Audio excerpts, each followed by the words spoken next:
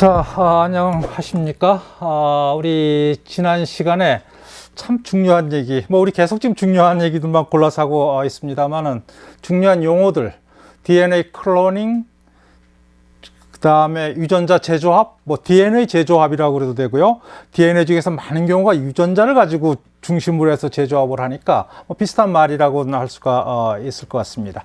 그래서 제한 요소, 접합 요소, 플라스미드, 플라스미드에다가 클로닝, 즉 무슨 어떤 인슐린 진이라든가 그런 걸 집어넣은 다음에 운반체 플라스미드를 통해서 이콜라이에 집어넣어서 이콜라이를 밤새도록 키우면은 똑같은 DNA가 만들어져서 그걸 가지고 다음 실험, 다음 산업적인 목적으로 이용을 하게 되는데 뭔가 똑같은 거를 계속해서 찾아내는 그런 일련의 과정을 우리가 클로닝이라고도 합니다.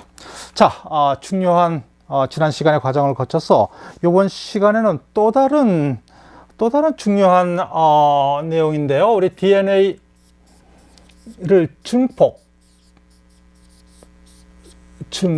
이것이 아니고 증폭 기술, DNA 양을 아주 미세한 양을 많이 늘려야지, 빠른 시간 내에 효과적으로 늘려놔야지, 그래서 DNA를 가지고 어떤 연구, 어떤 일을 할 수가 있는 거죠.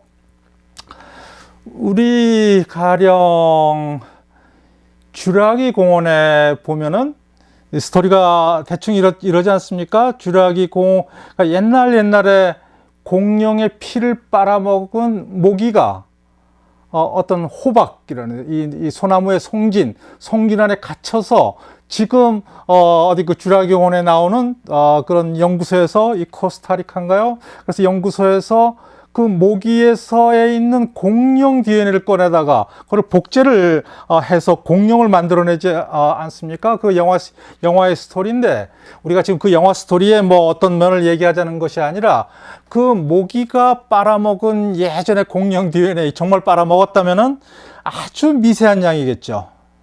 그러기도 하고 어떤 화석, 우리 화석, 어떤 돌멩이라든가 이 딱딱한 그런 물체, 생물체가 붙어서 이제 거기에 자국이 생기는데 그거 우리가 지금 보는 것인데요. 거기에 생물의 잔재가 조금 있을 수도 있겠죠. DNA가 조금 있을 수도 있겠죠. 거기에 있는 DNA를 가지고 연구를 하려면, 그러니까 몇백만 년, 몇 천만 년 전에 있는 생물의 DNA를 우리가 지금 복제를 해낼 수가 있다면 얼마나 지금 비교하기가 좋겠습니까? 아까 모기 먹은 공룡 DNA를 전부 다 우리가 복제해낸다면은, 영화에서는 그저 가공적인 얘기겠습니다만은, 우리 실제로 얘기를 한다면, 가령 범죄 현장에서 있는 조그만한 어떤 실오라기 같은 어떤 범인으로 의심되는 사람의 머리카락, 그 DNA를 가지고 우리가 이제 다음 시간에 얘기가 되겠습니다만은, 그걸 범인을 확인을 해가는, 자, 이런 모든 일련의 연구들은 DNA가 아주 미세량의 DNA를 가지고 이 증폭을 시켜야 됩니다. 빠른 시간 내에 증폭을 시키는데, 우리 증폭 하게 되면 우리 당연히 DNA 폴리머레이즈 얘기가 나와야 될 텐데요. 이 폴리머레이즈, DNA 중합 요소가 나타나서 가령 DNA가 한 오라기에 이 더블 스트랜드, 그 작은 양의 더블 스트랜드가 있다면은 이거를 이제 복제를 해야겠죠. 복제를 하려면은 우선은 이것을 이렇게 풀어야 될 테고요. 이것을 디네이처라고 그렇죠. 디네이처, 변성을 해서 높은 온도에 약 한 90도 정도의 95도도 좋고요. 그래서 디네이처, 이것을 수소결합을 끊어서 풀어놓고 이제 여기에 프라이머를 붙이고요. 끄트머리에. 그 다음에 여기도 프라이머를 붙이고요. 그 다음에 이것이 5', 3'이면은 프라이머는 여기서 5' 쪽에서 이렇게 해서 역방향이 돼야 되니까 3' 쪽으로 가겠죠. 프라이머를 붙이고 이제 DNA 폴리머레이즈가 여기 와서 이제 중합체를 쭉 만들어서 가고요. 이것도 마찬가지로 이것이 5'에서 3' 갔으니까 여기서는 5'에서 3' 갔고, 여기서는 5'에서 항상 5'에서 3' 가야 되니까 프라이머를 붙이고 그 다음에 DNA 폴리머레이즈가 와서 쭉 합성을 해 나가게 되죠. 그러면은 이제 한 가닥의 DNA가 두 가닥이 됐습니다. 이거를 또다시 디네이처를 시키고 또 여러 사이클을 하게 되면 DNA 양이 굉장히 늘어나겠죠. 두 개가 네 개, 네 개가 8개 이런 식으로 가게 될 것입니다. 자, 여기서 중요한 용어들이 나타나는데요. 이제 프라이머를 이렇게 붙여야 됩니다. 이제 여기가 DNA가 있으면 지금 여기를 확대해서 보는데요. 프라이머가 있으면 DNA 상보성에 의해 가지고 프라이머가 이렇게 붙는데, 우리가 DNA 복제 얘기할 때는 우리가 생체 아니니까 RNA 프라이머지만 우리가 실험실에서 할 때는 안정성에 의해서 보통 DNA 프라이머 쓰는 경우가 더 많습니다. 여기 끄트머리가 OH가 있으니까 이거를 인식하는 DNA 폴리머레이즈가 여기 와서 쭉 합성을 해나가는 모습이 이렇게 나가는 것이고요. 그 다음에 이것도 마찬가지로 이쪽으로 이렇게 역방향으로 되니까 이런 식으로 해가는 거죠. 이것을, 그러니까 프라이머리를 붙이는 것을 어떤 DNA를 DNA 상보성에 의해 가지고 약 20 베이스 정도 길이가 되는데, 이 붙이는 것을 우리가 아닐링이라는 말을 씁니다. 아닐링. 그래서 이건 보통 한 50도부터 65도 정도에서 보통 이런 온도를 처리를 하게 됩니다. 더 낮은 온도에서 잘 붙을 수 있지만 낮은 온도에 되면은 뭐 그냥 무작위적으로 붙을 수가 있으니까 보통 이런 농도를 쓰고요. 자, 여기서 포인트는 이제 이 폴리머레이즈를 하는 이 DNA 폴리머레이즈는 우리가 일반적으로 많은 효소들이 그렇듯이 이 DNA 폴리머레이즈는 37도씨에서 작동을 잘 합니다. 생체내니까. 자, 그래서 37도씨에서 이걸 작동을 익스텐션, 폴리머라이제이션을 쭉 해서 한 가닥을 두 가닥으로 만들고 그 다음 또 증폭을 더 시켜야 되니까, 더 시키기 위해서는 다시 이거를 90도로 해서 변성을 시키고 아닐링을 시키고 또 폴리머레이즈를 사용하고, 이런 과정에서 이 DNA 폴리머레이즈는 다 망가지겠죠. 90도씨, 37도씨에서 잘 작동하는 것이 90도씨로 가게 되면 작동을 하지 않겠죠. 그러니까 새로운 DNA 폴리머레이즈를 갖다 쓰고 해서 이것은 현실적으로는 어려워. 보통의 DNA 폴리머레이즈 가지고 이 증폭하는 것은 상당히 힘듭니다. 그래서 이 당시에 미국의 어떤 생물학자가 아주 온도가 높은 이 온천에서 90도씨 막 이런 데서 살아가는 박테리아가 있는데요. 온천 박테리아, 아주 이 극한 상황에서 자라는 박테리아들이 아직도 존재하고 있습니다. 그 중에 하나인데요. 이 온천에 이 와이오밍이든가요. 하여튼 거기서 제일 처음 발견을 했는데요. 여기에 박테리아의 이름은 타커스 에쿠아티스,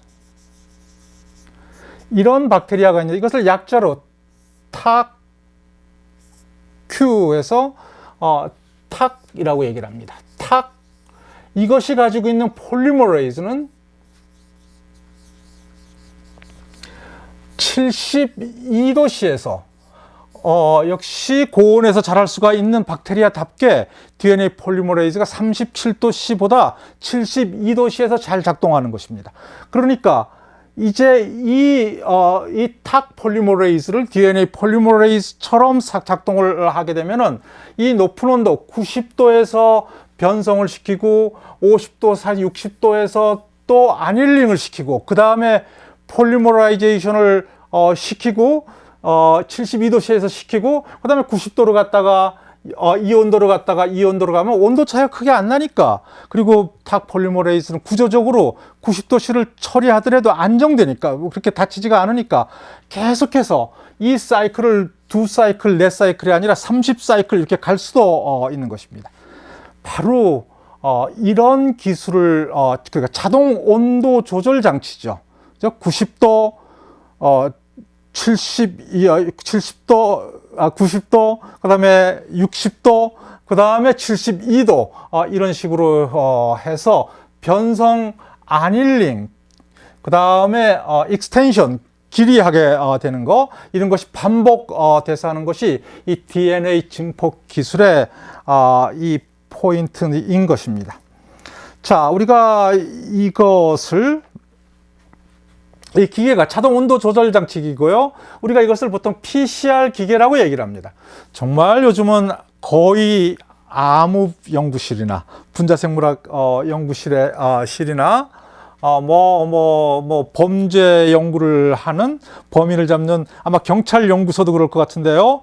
화석 연구도 그렇고 고생물 연구하는 데는 물론이고요. 어떤 미세 DNA를 증폭시킬 수가 있는 그럴 필요가 있는 곳에서는 이런 기계가 있습니다. 그러니까 계속해서 90도, 95도도 좋고요. 이런 높은 온도에서 변성시키고, 그 다음에 60도 정도, 50도로 하는 경우도 있고요. 이거는 DNA 종류에 따라 조금 다릅니다만은, 여기서 아닐링 해서 프라이머를 붙이는 거죠.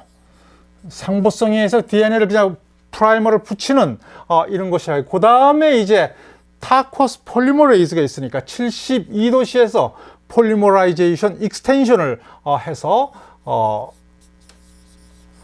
이것이 스무스하게 이 기계에서 자동적으로 벌어질 수가 있으니까 30사이클이나 더 이상 조금 적게 할 수도 있고요. 이런 사이클이 계속 자동적으로 반복을 하니까 정말 DNA 한 주 조각 가지고도 엄청난 양의 DNA를 만들어낼 수가 있는 것입니다. 이걸 다시 한번 우리가 설명했던 그림을 다시 보면은요. 자, 여기에 DNA 아주 한 가닥 DNA가 보이죠? 5'에서 3', 5'에서 3' 역방향이니까 이걸 변성을 했죠. 변성이 몇 도씨입니까? 94, 96도. 자, 90도씨 이상이면 보통 되는데, 자, 95도라고 그럽시다. 95도에서 지금 변성을 했고요. 그 다음에 아닐링은 여기 68도. 제가 말한 거나 조금 경계를 조금씩 벗어나가고 있는데, DNA 종류에 따라서 조금씩 다를 수가 있습니다. 자, 여기서 해놓고, 여기가 지금 아닐린 프라이머를 갖다가 붙이는 거죠. 아닐린, 이것이 여기서 68도라고 되어 있군요. 자, 65도도 좋습니다. 일단 68도로 붙여놓고요. 그 다음에 여기에 이 보이는 블루 칼라, 이것이 그냥 DNTP를 얘기를 하는 거죠. DNA를 만드는데 재료가 되는 ATP, 디옥시, TTP, CTP, GTP 이런 것들이 폴리머라이제이션에 의해서 차례차례로 갖다가 붙으면서 익스텐션이 되는 모습이 보입니다. 이것이 이제 타코스 폴리머레이즈를 쓰니까 일롱게이션, 길게 하는 것이 이 72도씨에서 하는 것입니다. 이것이 지금 원 사이클이 벌어지는 거죠. 1번 디네이처, 그 다음에 2번 아닐링, 세 번째 DNA 익스텐션, 폴리머라이제이션, 이것이 한 사이클이 벌어지고, 이제 이것을 똑같이 이걸 가지고 똑같이 1, 2, 3번을 반복을 하게 되면은 두 개가 4개, 이거를 또 반복을 하면 4개가 8개, 8가닥이 그 다음에 16가닥, 16이 32가닥 이런 식으로 증폭을 해서 이것이 약간 아까 얘기한 대로 일반적으로 30사이클 정도를 많이 쓰는데 이 30사이클을 쓰게 되면은 엄청나게 많은 양의 DNA를 얻어낼 수가 있는 것입니다. 자, 지금 보통은 이런 어떤 특별한 상당히 스마트한 이런 방법인데 이런 거 가지고는 일반적으로는 노벨상을 주지 않습니다. 어떤 특별한 기술 가지고는 그런데 여기서는 바로 이 멀리스라는 역시 미국 학자인데요. 이 멀리스라는 이런 사람은 바로 이런 PCR 방법을 개발함으로 해서 이거 가지고 노벨상을 받았습니다. 우리 지금 노벨상 얘기들이 계속 나오고 있는데 우리 어떤 개념, 새로운 개념을 주는 이런 것에 보통 노벨상을 주는데 이것은 예외적으로 이런 특별한 기술에 노벨상을 주는 선례를 남기고 있습니다. 어쨌든 정말 작은 양의 DNA, 범죄 현장, 친자약, 우리 입술에서 혀에서 조금 세포 하나 이렇게 이게 뭡니까? 이 솜 같은 걸로 이렇게 긁어내면은 세포 하나가 나오는데 거기서 DNA를 바로 PCR에 의해서 범죄 현장 문고리에서 있는 어떤 세포 하나, 머리카락 하나가 있으면은 거기서 DNA를 조금만 꺼내가지고 이것을 이런 식으로 하게 되면은 얻어낼 수가 있고요. 1억 년 전에, 몇 천만 년 전에 화석에 붙어 있을지도 모르는 DNA 양. 정말일지는 모르겠습니다만 쥬라기 공원의 그 모기 속에 있는 공룡의 그 양 DNA도 이런 식으로 해서 증폭시켜 가지고 그 다음 일을 할 수가 있었겠죠. 자, 우리가 이런 아주 일반적인 DNA 양을 늘려서 뭐 연구자들의 연구용으로도 DNA가 많이 필요하지 않겠습니까? 여기서도 엄청나게 많이 사용을 하는 아주 광범위하게 사용되는 기술을 소개시켜 드렸습니다.